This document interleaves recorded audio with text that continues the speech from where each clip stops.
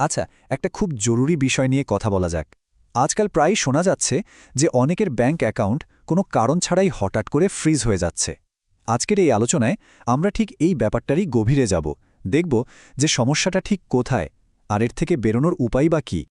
একবার ভাবুন তো, সকালে ঘুম থেকে উঠে দেখলেন যে নিজের অ্যাকাউন্ট থেকে আর টাকা লেনদেন করা যাচ্ছে না। কি ভয়ঙ্কর একটা পরিস্থিতি, তাই না? মাথায় হাজারটা প্রশ্ন ঘুরতে থাকে। কিন্তু এমনটা কেন হয়? চলুন এর আসল কারণটা খুঁজে বের করা যাক। তো পুরো বিষয়টা বোঝার জন্য আমরা এই ৫টা ধাপে এগোব। প্রথমে জানব অ্যাকাউন্ট ফ্রিজ হয় কেন, তারপর দেখব এই যে প্রতারণার জাল, এটা আসলে কিভাবে কাজ করে। এরপর আমরা টাকার ডমিনো এফেক্ট নিয়ে কথা বলবো এবং দেখব অ্যাকাউন্ট ফ্রিজ হলে কি হতে পারে। আর সবশেষে সবচেয়ে জরুরি বিষয়টা, কিভাবে অ্যাকাউন্ট আনফ্রিজ করানো যায়। দেখুন, প্রথমেই একটা জিনিস পরিষ্কার করে নেওয়া দরকার। একটা ব্যাংক অ্যাকাউন্ট ফ্রিজ হওয়ার মানে হলো সেটা সম্ভবত কোনো বড় সাইবার ক্রাইম তদন্তের সঙ্গে জড়িয়ে গেছে। এমনও হতে পারে যে কেউ কোনো ভুলই করেননি, কিন্তু টাকার লেনদেন তাকে নিজের অজান্তেই এই জালের একটা অংশ বানিয়ে ফেলেছে। কিন্তু প্রশ্ন হল, এই অদৃশ্য জালটা তৈরি হয় কিভাবে? আসলে অনলাইনে এমন অনেক কাজ আছে যা দেখতে একদম সাধারণ মনে হলেও সেগুলোই কিন্তু অজান্তে কাউকে একটা বড় প্রতারণা চক্রের সঙ্গে জুড়ে দিতে পারে। এই যে লিস্টটা দেখছেন, এগুলো খুব পরিচিত লাগছে, তাই না? অনলাইন বেটিং অ্যাপ, বিভিন্ন ট্রেডিং গেম বা টাস্ক করে টাকা কামানোর অ্যাপ। মজার ব্যাপার হলো, এই সব জায়গা থেকে টাকা এলে, এমনকি সেটা যদি জেতা টাকা বা সৎ উপার্জনও হয়, তাহলেও কিন্তু অ্যাকাউন্ট পুলিশের নজরে চলে আসতে পারে।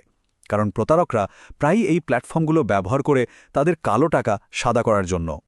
এবার আমরা লেয়ারিং বলে একটা খুব ইন্টারেস্টিং কনসেপ্ট নিয়ে কথা বলবো। এটা ঠিক ডমিনোর মতো। একটা পড়লে যেমন লাইনের বাকিগুলোও পড়তে থাকে, টাকার ক্ষেত্রেও ঠিক তাই হয়। চলুন দেখি অপরাধীরা কিভাবে অবৈধ টাকা বিভিন্ন অ্যাকাউন্টের মধ্যে দিয়ে ঘুরিয়ে দেয়, আর পুলিশই বা কিভাবে সেই টাকার পিছু ধাওয়া করে। চলুন একটা বাস্তব উদাহরণ দিয়ে ব্যাপারটা বোঝা যাক। ধরুন কোনো একজন ব্যক্তি একটা গেমিং অ্যাপে ওয়ালেট রিচার্জ করতে গিয়ে ২ লক্ষ টাকার প্রতারণার শিকার হলেন। আর এখান থেকেই কিন্তু পুরো গল্পের শুরু। তো যিনি প্রতারিত হলেন তিনি সঙ্গে সঙ্গে সাইবার পুলিশে অভিযোগ জানালেন। পুলিশও সাথে সাথে অ্যাকশন নিয়ে প্রতারকের ওই ব্যাংক অ্যাকাউন্টটা ফ্রিজ করে দিল। কিন্তু আসল খেলাটা তো এর পরে শুরু হয়। আসলে অপরাধীরা কিন্তু খুব চালাক। তারা এই টাকাটা একটা অ্যাকাউন্টে ফেলে রাখে না। তারা সঙ্গে সঙ্গে টাকাটাকে ছোট ছোট ভাগে ভাগ করে বিভিন্ন অ্যাকাউন্টে পাঠাতে শুরু করে, অনেকগুলো স্তর বা লেয়ার তৈরি করার জন্য। এই পদ্ধতিটাকেই বলা হয় লেয়ারিং।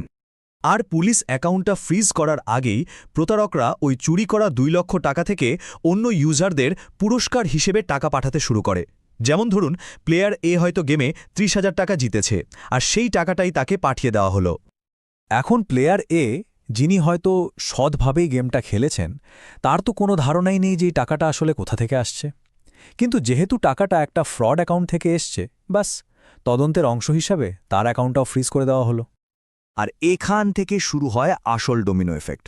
দেখুন, প্লেয়ার এ ওই টাকাটা পাওয়ার পরেই তো খরচ করতে শুরু করলেন। হয়তো একটা টিভি কিনলেন, বন্ধুকে কিছু টাকা ধার দিলেন, বা দোকানে কেনাকাটা করলেন। আর ওই ৩০,০০০ টাকার অংশ যে যে অ্যাকাউন্টে গেল, সেই সবগুলোই কিন্তু পুলিশের নজরে চলে এলো। ভাবতে পারছেন, টিভির দোকানদার, সেই বন্ধু বা কাপড়ের দোকান, এদের কারোরই হয়তো কোনো দোষ নেই, কিন্তু টাকার ট্রেলটা যেহেতু তাদের অ্যাকাউন্ট ছুঁয়ে গেছে, তাই একে একে সবার অ্যাকাউন্টই ফ্রিজ হয়ে গেল।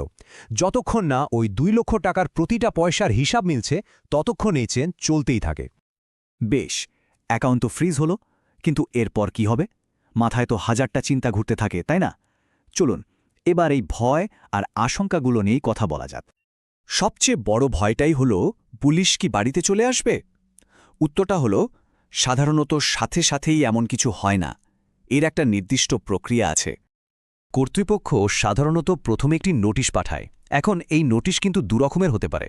একটা হলো 91 সিআরপিসি নোটিশ, যেটা অনেকটা তথ্যের জন্য অনুরোধ করার মতো। মানে আপনার কিছু ডকুমেন্টস যেমন কেওয়াইসি বা ব্যাংক স্টেটমেন্ট জমা দিতে বলা হতে পারে। কিন্তু 41 এ নোটিশটা একটু বেশি গুরুত্বপূর্ণ। এর মানে হলো আপনাকে তদন্তের জন্য নির্দিষ্ট জায়গায় হাজির হতেই হবে। এটা অমান্য করা যায় না। আরেকটা বড় চিন্তা হলো, এর জন্য কি ভবিষ্যতে কোনো সমস্যা হতে পারে? মানে, সরকারি চাকরি বা পাসপোর্ট পাওয়ার ক্ষেত্রে কোনো বাধা আসবে কিনা? এখানে একটা স্বস্তির খবর আছে। উত্তরটা হলো না। কারণ এই ধরনের ঘটনা এখন এতটাই সাধারণ হয়ে গেছে যে প্রশাসনও বোঝে যে বেশিরভাগ মানুষই অজান্তে এই জালে ফেসে যান। তাদের আসল উদ্দেশ্য হল টাকার উৎসটা খুঁজে বের করা, নিরপরাধ কাউকে শাস্তি দেওয়া নয়। অনেক তো হলো সমস্যার কথা, এবার চলুন সমাধানের দিকে নজর দেওয়া যাক। সবচেয়ে জরুরি প্রশ্ন, এই অবস্থা থেকে বেরোনোর উপায় কি? অ্যাকাউন্ট আনফ্রিজ করার জন্য ঠিক কি করতে হবে? এখানে 4টে খুব জরুরি স্টেপের কথা বলা আছে। দেখুন, সবার প্রথমে যে কাজটা করতে হবে সেটা হলো নিজের ব্যাংকে যাওয়া। ওখানেই আসল তথ্যটা পাওয়া যাবে। মানে কোন cyber crime department account freeze করেছে, কত টাকার জন্য করেছে, তাদের ফোন নাম্বার কি, এই সব। এই তথ্যগুলো ছাড়া কিন্তু এগোনোই যাবে না। এটা কিন্তু খুব গুরুত্বপূর্ণ একটা পয়েন্ট। ধরুন মামলাটা হয়েছে দিল্লি বা মুম্বাইতে, আর আপনি থাকেন কলকাতায়। সেক্ষেত্রে বারবার তো সেখানে যাওয়া সম্ভব না। তখন কিন্তু কেসটা নিজের শহরের সাইবার ক্রাইম ডিপার্টমেন্টে ট্রান্সফার করার জন্য আবেদন করা যায়। এতে তদন্তে সহযোগিতা করা অনেক সহজ হয়ে যায়। সবশেষে একটাই প্রশ্ন থেকে যায়, এই যে আমরা এত সহজে এক ক্লিকে টাকা লেনদেন করছি, আমরা কি একবারও ভাবি যে টাকাটা কোথা থেকে আসছে বা কোথায় যাচ্ছে? এই ডিজিটাল যুগে আমরা আসলে কতটা সুরক্ষিত? এই প্রশ্নটা কিন্তু আমাদের সবার নিজেকে করা উচিত।